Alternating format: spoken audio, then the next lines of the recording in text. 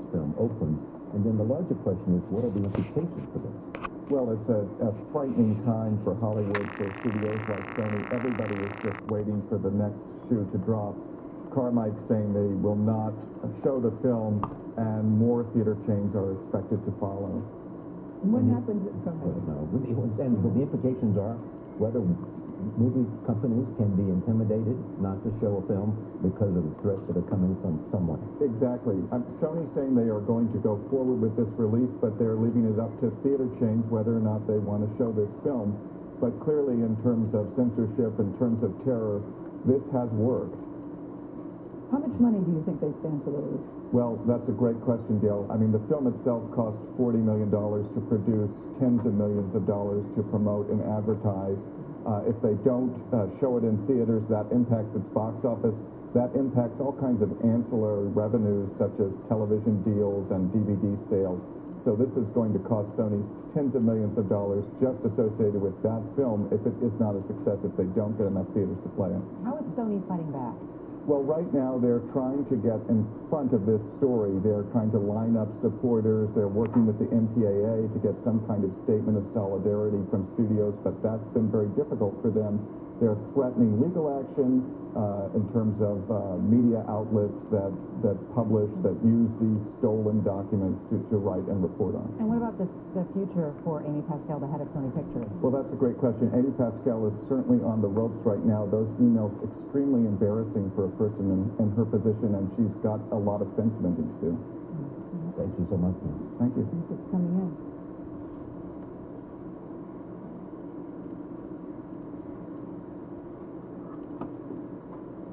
We are following a threat of terror this morning to anyone who goes to see a controversial new movie.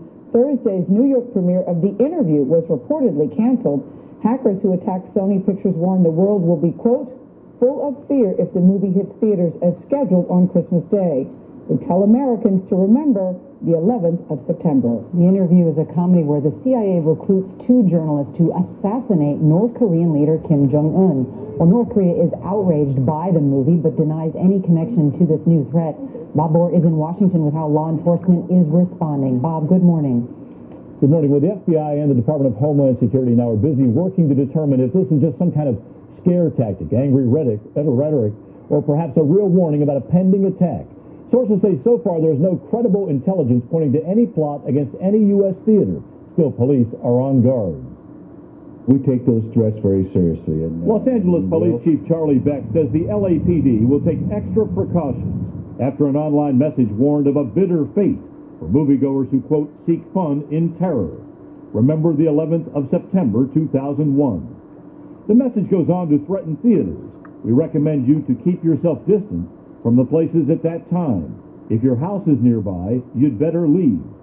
As a result, at least one theater chain has reportedly opted out of screening the film. When reached by CBS this morning, representatives from the chain, Carmike Cinemas, would not comment. Sony's new comedy, The Interview, stars James Franco and Seth Rogen as reporters assigned to kill the leader of North Korea. The film quietly premiered last week in L.A. under heavy security.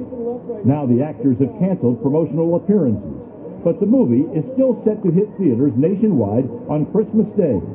At this point, Sony is leaving the decision whether to show the film up to individual theater owners.